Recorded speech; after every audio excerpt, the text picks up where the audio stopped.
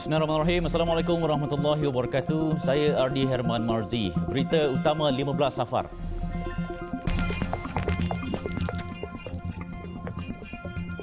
Kota Belud dilanda banjir teruk. Juga lagi kelonggaran diumum.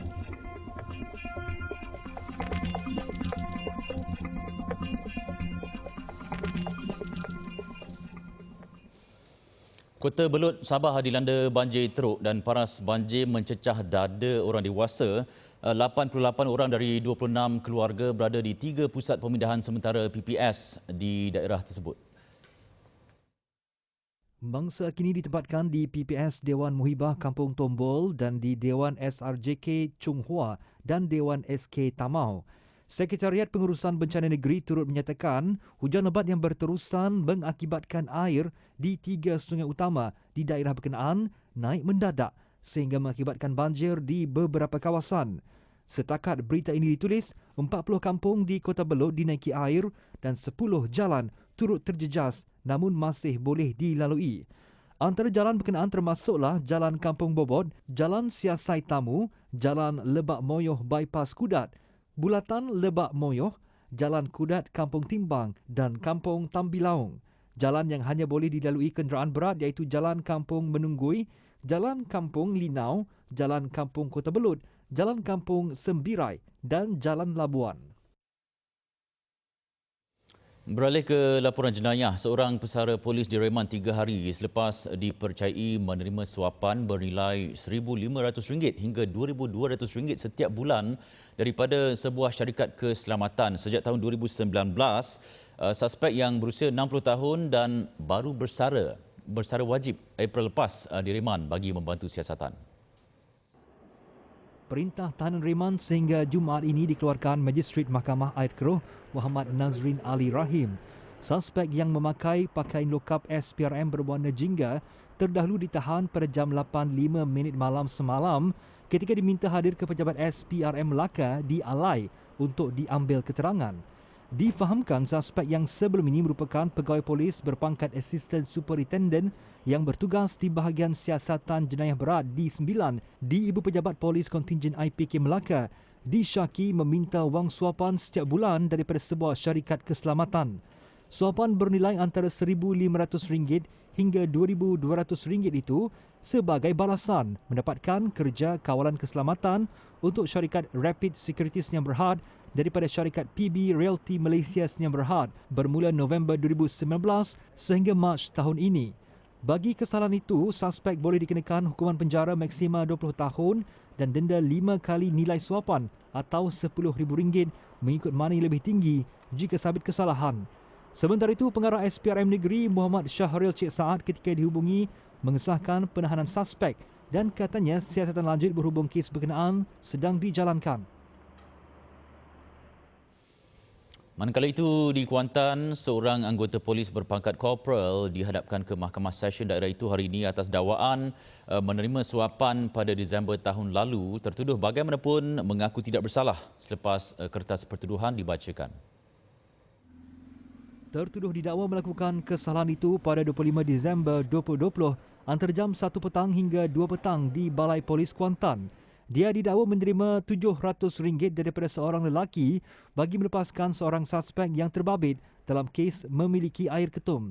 Pendakwaan mengikut Seksyen 17(A) Akta Suruhanjaya Pencegahan Rasuah Malaysia SPRM 2009.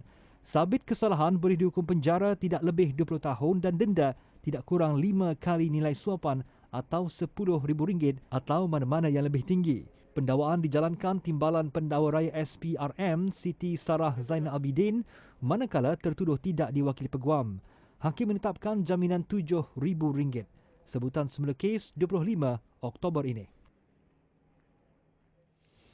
Ini pula kes bakar pondok bit polis di Jelawat Bacok 2 minggu lepas. Seorang buruh mengaku tidak bersalah di Mahkamah Session Kota Baru hari ini atas pertuduhan jenayah itu. Tertuduh Muhammad Zamri Muhammad Zakaria 35 tahun membuat pengakuan itu selepas pertuduhan dibacakan di hadapan hakim. Tertuduh didakwa melakukan khianat dengan api dengan cara membakar pondok BIT PDRM bertempat di pondok BIT PDRM di Jelawat Bacok jam 2.20 pagi pada 11 September lepas. Muhammad Zamri didakwa mengikut Seksyen 436 Kanun Keseksaan yang memperuntukkan hukuman penjara sehingga 20 tahun dan juga denda. Terdahulu, pihak pendakwaan menawarkan jaminan sebanyak RM10,000 dengan seorang penjamin dan memohon satu tarikh untuk serahan dokumen. Bagaimanapun, peguam bela memohon satu jumlah jaminan yang minimum kerana tertuduh yang masih bujang hanya bekerja sebagai buruh dengan gaji RM60 sehari serta menanggung seorang ayah yang sudah uzur. Mahkamah membenarkan tertuduh diikat jamin sebanyak RM8,000 dengan seorang penjamin dan menetapkan 27 Oktober sebagai tarikh sebutan semula kes. Saya bukan dalang seludup Sajat. Itu penafian yang dibuat Wan Azhar Harun setelah namanya dilaporkan sebuah akhbar tempatan sebagai individu yang bertanggungjawab menyeludup keluar usahawan kosmetik Muhammad Sajat Kamaruzaman menggunakan laluan kereta api di sempadan Malaysia-Thailand di Padang Besar.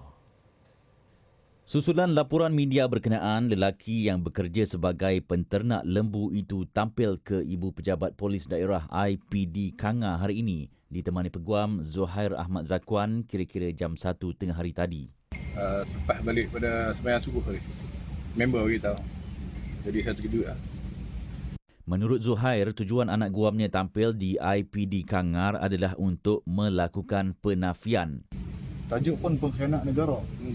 Jadi itu satu tuduhan yang berat, amat besar, amat berat dan serius. Jadi kita datang ke balai ini, kita buat tindakan yang sewajarnya lah. Penafian dilakukan kepada kita minta polis siasat dan polis pun mengatakan bahawa tidak tangkapan, tidak arahan. Setakat sekarang tidak arahan. Jadi beliau bukan suspek. Pihaknya bagaimanapun tidak membuat laporan polis ketika hadir melakukan penafian berkenaan. Dalam laporan sebuah akhbar hari ini, seorang lelaki dikenali sebagai Wan Besi dikatakan bertanggungjawab menyusun penyeludupan keluar Muhammad Sajat dari Padang Besar Perlis hingga ke Bangkok, Thailand. Baik, kedai runcit, minimarket, restoran, stesen minyak dan kedai serboneka dibenarkan beroperasi dari jam 6 pagi hingga 12 malam berkuat kuasa 23 September iaitu esok. Mesyuarat Jawatankuasa Khas Pengurusan Pandemik yang dipengerusikan Perdana Menteri Datuk Seri Ismail Sabri Yaakob juga membenarkan pembukaan pusat-pusat pelancongan, pulau-pulau atau kawasan pelancongan beserta aktiviti rentas negeri dibenarkan dengan syarat mencapai 90% kadar vaksinasi dewasa. Pengumuman itu adalah berita baik kepada mereka yang telah lengkap divaksin. Ketika ini, kadar vaksinasi negara 80.2%. Sementara itu, operasi perniagaan spa, pusat kesihatan dan urut kesihatan dibenarkan kepada pengunjung dan operator yang telah menerima dos lengkap vaksin bermula 1 Oktober. Pusat atau premis atau produk pelancongan seperti zoo, peladangan, akuarium, snorkeling, selam skuba, pelancongan memancing dan taman rimba dibenarkan beroperasi di semua fasa PPN berkuat kuasa 1 Oktober 2021 dengan semua pengusaha dan pelawat dan pengunjung lengkap divaksin. Kehadiran pekerja bagi setiap perniagaan yang dibenarkan beroperasi adalah pada kapasiti 100% dengan syarat majikan dan semua pekerja lengkap divaksin. Warga asing yang tiba di pintu masuk antarabangsa perlu menanggung kos ujian RT-PCR di pintu masuk negara, manakala bagi warga negara adalah percuma. Dalam pada itu, Negeri Sembilan beralih kepada fasa 4, Pahang memasuki fasa 3 dan Johor beralih ke fasa 2. Seterusnya, bilangan jemaah bagi solat Jumaat di Masjid Sultan Salahuddin Abdul Aziz Shah ditambah kepada 1,000 orang, manakala 500 jemaah bagi masjid lain di Selangor dalam tempoh fasa 2 Pelan Pemulihan Negara PPN. Menurut surat edaran dalaman yang dikeluarkan Jabatan Agama Islam Selangor JAIS, ketetapan baru itu berkuat kuasa hari ini sehingga suatu tempoh yang ditentukan kelak. Ketetapan tersebut mengambil kira penurunan kes semasa yang terus konsisten dan terkawal, peningkatan peratusan vaksinasi lengkap dan kesedaran masyarakat terhadap kawalan kendiri serta beberapa indikator yang sangat signifikan. Bagi Masjid Tengku Ampuan Jemaah Bukit Jelutong, Masjid Raja Haji Fisabilillah Cyberjaya dan Masjid Institusi pula, masing-masing 500 jemaah termasuk pentadbir masjid bagi solat Jumaat, manakala 300 jemaah termasuk pentadbir masjid bagi solat 5 waktu. Masjid pengurusan ditetapkan seramai 400 jemaah termasuk pentadbir masjid bagi solat Jumaat, manakala 300 jemaah termasuk pentadbir masjid bagi solat 5 waktu. Masjid Karyah pula 350 jemaah termasuk pentadbir masjid bagi solat Jumaat, manakala 200 jemaah termasuk pentadbir masjid bagi solat 5 waktu. Surau kebenaran solat Jumaat pula 250 jemaah termasuk pentadbir masjid bagi solat Jumaat, manakala 200 jemaah termasuk pentadbir masjid bagi solat 5 waktu. Surau Karyah dan Musolla pula masing-masing 100 jamaah termasuk pentadbir masjid bagi solat 5 waktu. Selain itu, prosedur operasi standard SOP mencegah wabak diberi penekanan dengan jemaah hanya dalam kalangan ahli karyah yang tinggal bermastautin dalam kawasan dan perlu lengkap 2 dos vaksin COVID-19 serta melepasi tempoh inkubasi ditetapkan. Masjid dan surau juga dibenar menerima jemaah bermusafir atau pemandu e-hailing dan penghantar makanan. Sementara itu, program mengimarahkan masjid dan surau dibenar dilaksana. Bagaimanapun, jamuan selepas majlis dan penyediaan secara hidang tetap tidak dibenarkan. Berehat sebentar, selepas ini pulau diserbu pelancong.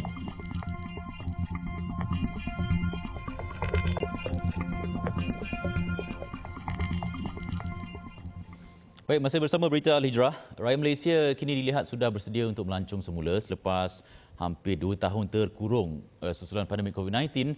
Meskipun ada yang masih dibelenggu dengan perasaan takut dengan bahayanya virus maut berkenaan. Namun arahan wajib untuk menjalankan ujian calitan kendiri sebelum berangkat itu menjadi faktor utama mereka kembali yakin untuk bercuti. Laporannya bersama wartawan Hanisa Hassanuddin. Selepas Pulau Legenda Langkawi dibuka, kawasan pelancongan seperti Genting Highland, Melaka serta Pulau Tioman akan turut dibuka tidak lama lagi.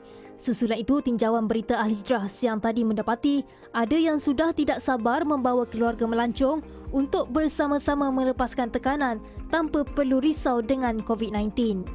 Saya berani dan yakin dengan gelembung udara yang dilakukan oleh kerajaan kerana satu-satunya tempat yang dibuat gelembung adalah berisiko rendah. Jika dibandingkan tempat-tempat yang tidak dibuat gelembung pelancongan, termasuklah apa-apa seni industri sekalipun.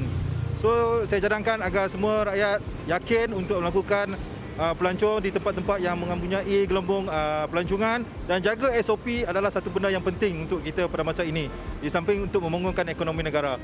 Untuk saya, okey, tak ada masalah untuk keluar as long setiap orang ikut peraturan yang betul lah macam tu. Sebab kita pun ada anak-anak, so benda ni pun rasa keluar rumah ni pun penting. Bukan kata bukan sokong 100% lah, tapi sebab benda tu pun perlu kan. Dalam perih itu, ada juga yang menasihati agar sesetengah individu untuk menghormati keputusan golongan yang melancong pada waktu ini tanpa perlu menuding jari kepada mana-mana pihak. Pada pendapat saya, melancong dalam kita pun tempoh pandemik dah lama kan. Ia memberi kesan kepada kita punya sosial, tekanan pada setiap individu itu lain-lain. Jadi pelancongan ni dapat bagi kita punya stres tu kurang, dan saya rasa lebih baik kerajaan betul. Sejak Langkawi dibuka 16 September lalu, dijangka 30,000 pengunjung akan mengunjungi pulau tersebut hingga hujung bulan ini. Jumlah itu dijangka meningkat bukan sahaja di Pulau Langkawi, malah juga di lokasi gelembung pelancongan yang lain. Sejak pandemik COVID-19 melanda negara, industri pelancongan adalah antara sektor yang terjejas teruk. Bahkan pada tahun lepas, pendapatan pelancongan negara mengalami kerugian sebanyak RM135 bilion. Namun dengan pertambahan lokasi gelembung pelancongan ini, diharap dapat memberi sinar baharu buat sektor berkenaan. Dan bagi yang mahu melancong, terima kasih kerana merancangkan semula ekonomi pelancongan negara, tetapi jangan sampai untuk tidak patuh SOP. Hanisa Hassanuddin, Berita Al-Hijrah. Dalam pada itu, Pulau Peranginan di Terengganu mula dikunjungi pengunjung tempatan setelah sektor pelancongan dibuka secara rasmi awal bulan ini kepada individu yang telah lengkap divaksinasi. Peralihan Terengganu ke fasa ketiga Pelan Pemulihan Negara PPN bermula Jumaat lalu dimanfaatkan sepenuhnya oleh mereka untuk bercuti dan beriadah di dalam negeri sendiri. Tinjauan berita Al-Hijrah di Pulau Kapas yang hanya mengambil masa kira-kira 15 minit dari jeti Marang mendapati aktiviti di pulau berkenaan kembali meriah dengan kehadiran para pengunjung. Beberapa pengunjung yang ditemui berkata setelah sekian lama terkurung di rumah, ini adalah peluang yang dinantikan buat mereka untuk menikmati percutian. Alhamdulillah, buat masa sekarang saya rasa lega sebab ya kita pun lama dah kita duduk dekat rumah kan masing-masing. Jadi bila dapat peluang orang kata keluar dengan family lah lagi-lagi, saya rasa bersyukur lah. Ini memang peluang kita tunggulah sebenarnya. Ya, ini memang peluang yang semua orang tunggulah. Sebab dah lama dah tak boleh keluar. Dan kalau pergi mall semua dah macam biasa. Dan dah ramai orang kat situ dan kita takut. So kita pergi tempat-tempat macam ni. Macam pergi hiking lah, pergi pulau. Tambah mereka kebenaran itu sekaligus dapat merancakkan dan menyuntik kembali ekonomi para penggiat pelancongan yang terjejas teruk susulan pandemik COVID-19. Sementara itu, seorang pekerja resort Siti Zubaidah Rosli meluahkan rasa bersyukur dengan kebenaran pembukaan sektor pelancongan itu yang memberi sinar dan nafas baru kepada peniaga. Lepas dengar pengumuman daripada KKN, kita terus buka. Lepas tu pelancong pun bila dengar je terus datang. Day trip tu hari-hari ada. Lepas tu bolehlah kita nak tampung modal tu, pusing modal balik. Lepas tu memang pelancong memang ramai sangat datang. Orang kata bila tu memang rancak balik lah. Memang rancak balik. Orang kata dalam sehari tu berapa ramai kita boleh dapat pengunjung ni? Dalam 100 orang, 200 orang macam tu lah. Terdahulu, sektor pelancongan di Terengganu dibuka secara rasmi kepada individu yang telah lengkap vaksinasi bermula awal bulan ini. Menurut Pengerusi Jawatan Kuasa Pelancongan, Kebudayaan dan Teknologi Digital Negeri, Arifin Draman, pembukaan sektor pelancongan itu meliputi Pulau Peranginan terkemuka, termasuk Pulau Kapas, Pulau Redang dan Pulau Tenggol. Dua beradik dari Pulau Pinang teruja menjadi kumpulan terawal penerima suntikan vaksin dos pertama bagi golongan remaja 18 tahun ke bawah menerusi program imunisasi COVID-19 kebangsaan PIK. Muhammad Nur Nakiuddin Khairul Fauzi 16 tahun bersama abangnya Muhammad Nur Muizzuddin 17 tahun hadir ke pusat pemberian vaksin PPV di Dewan Millennium Kepala Batas dan PPV Dewan Perda Convention Centre Tasik Gelugur hari ini. Meskipun sedikit gementar, kedua pelajar Sekolah Menengah Sains Kepala Batas di Pulau Pinang itu nyata tidak sabar melengkapkan 2 dos vaksin supaya boleh belajar di sekolah secara bersemuka selain melakukan aktiviti lain yang dibenarkan. Tunggu-tunggu juga sebab rakan-rakan saya ni semua dah dapat dah minggu lepas. So memang tertunggu-tunggu lah. Bila ada vaksin ni saya rasa macam rasa boleh nak keluar pergi mana-mana pun rasa selamat, lagi selamat daripada sebelum kena vaksin. Sebelum vaksin ni kalau nak pergi sekolah rasa takut lah kan, sebab kita ada kontak dengan kawan-kawan kita. So bila ada vaksin ni kita macam tak rasa ragu-raguan nak buat kerja berkumpulan, study untuk SPM. Sementara itu, ibu bapa yang ditemui turut melahirkan perasaan lega dengan pelaksanaan vaksin kepada remaja dan berasa lebih yakin dan selamat untuk menghantar anak kembali ke sekolah berasrama. Okay, Alhamdulillah saya rasa lega. Jadi lepas ni kalau anak-anak dah boleh kembali ke sekolah, nak kembali ke asrama, mereka akan lebih selamat lah. Sebab akan bercampur kan dengan kawan-kawan lain. Sebab saya rasa memang sebaiknya ambil lah. Sebab rasanya banyak kebaikan daripada keburukan. Dia rasa senang lah, kira tak usah hati lah. Kita pun takut sebab sikit ni kan. Tapi dah tutup tu, kau nak pergi sekolah pun okey lah. Okey lah kan, tak usah hati lah sebab dia dah dapat vaksin. Lebih 70 pelajar sekolah hadir ke PPV Dewan Millennium di Kepala Batas bagi program suntikan dos pertama kepada golongan itu yang bermula hari ini. Seorang nelayan ditemui lemas selepas bot gentian kaca yang dinaiki bersama 2 lagi rakannya dipukul ombak ketika dalam perjalanan pulang daripada menangkap ikan di perairan Kuala Dungun semalam. Dalam kejadian kira-kira jam 1.55 petang itu, mangsa Muhammad Nur Mamat 67 tahun bersama rakannya Muhammad Ibrahim 63 tahun tercampak ke dalam laut namun rakannya berjaya diselamatkan. Ketua Zon 2 Jabatan Bomba dan Penyelamat Terengganu, Azman Alias berkata mangsa ditemui sekitar jam 3.40 petang tadi di perairan Pulau Kapas, Marang. Menurut Azman, mayat mangsa dikesan dalam keadaan terapung kira-kira 38 batu nautika dari lokasi mangsa dilaporkan hilang. Menolak arus keluar ke laut terlalu deras sehingga membawa mangsa yang terjatuh tu ke tengah lautan lah. Okey, itu kita memang tidak menafikan lah masa telah dibawa arus yang deras. Sementara itu, Tekong Bot Mahathir Ibrahim berkata ketika memasuki muara Kuala Dungun, bot yang dinaiki mereka dipukul ombak menyebabkan dua rakannya itu terjatuh ke dalam laut. Jelasnya menyedari insiden itu, dia terus mengambil tindakan pantas untuk menyelamatkan kedua-dua rakannya dengan mencampakkan pelampung dan Muhammad Ibrahim berjaya mencapai pelampung tersebut. Sempat lempar pelampung yang seorang gitu. Jadi pelampung yang satu lagi bagi kat dia tak ada respon lah. Jadi saya ambil yang pegang kat perahu tu. Dalam perahu saya pergi berlaut, pusing balik, tengok dah tak ada dah. Mayat mangsa seterusnya dibawa ke Hospital Sultanah Nur Zahirah HSNZ Kuala Terengganu untuk tindakan lanjut. Seorang lelaki menerima 7 jahitan di telinga kirinya akibat digigit ketika bergelut dengan peragut bagi menyelamatkan isterinya.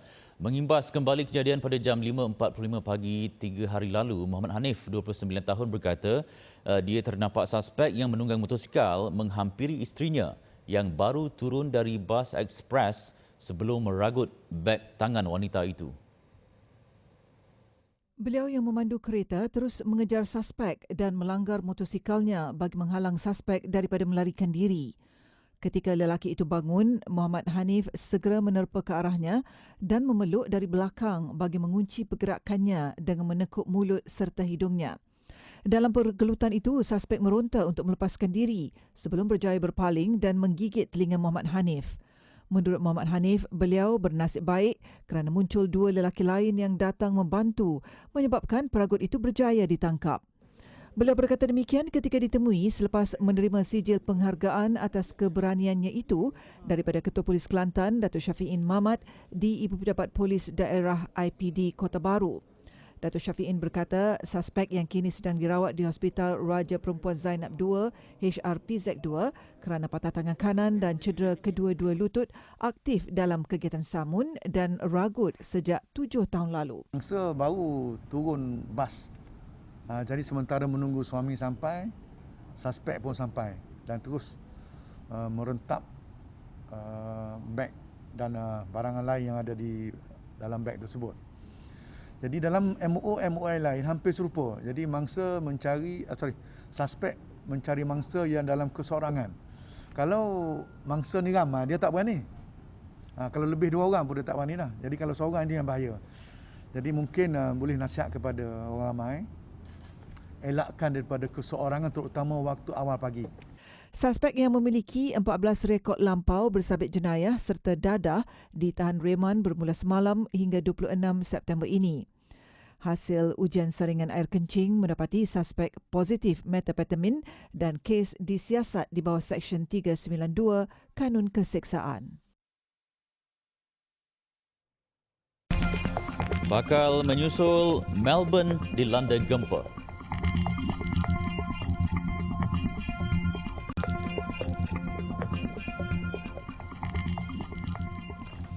Melbourne, Australia dilanda gempa bumi berukuran 5.9 skala Richter sekitar jam 9 pagi tadi waktu tempatan, memusnahkan puluhan bangunan di negara itu. Gegaran boleh dirasai ratusan kilometer dari pusat gempa. Bagaimanapun, tiada kecederaan maupun kehilangan nyawa dilaporkan setakat ini. Menurut Agensi Pemantauan Geological Amerika Syarikat, pusat gempa bumi itu dikesan pada kedalaman 10 km. Menurut salah seorang pengusaha kafe, seluruh bangunan dirasai bergegar. Selain serpihan batu bata dari bangunan dilaporkan berselerak di pusat beli belah. Ekoran gegaran itu, orang ramai mula panik dan lari meninggalkan premis masing-masing. Gempa bumi itu turut menggegarkan pusat penyiaran televisyen Australia. Menurut pakar geologi, gempa bumi jarang berlaku di Tenggara Australia dan gempa hari ini adalah terbesar pernah direkodkan. Gempa bumi lazimnya berlaku setiap 10 hingga 20 tahun dengan yang terakhir pada 2012. Bagaimanapun pihak berkuasa mengesahkan kerosakan tidak banyak berlaku akibat bencana itu. Persiapan menyambut pelancong luar sedang rancak dilakukan di beberapa pusat peranginan terkemuka di Pulau Bali, Indonesia. Destinasi pelancongan popular itu mengumumkan pembukaan semula sempadan untuk pelawat asing dari beberapa negara terpilih bermula Oktober depan. Menteri Penyelaras, Hal Ehwal dan Pelaburan Maritim Luhut Panjaitan berkata persiapan dilakukan di Kepulauan Terbabit bagi menyambut kedatangan pelancong.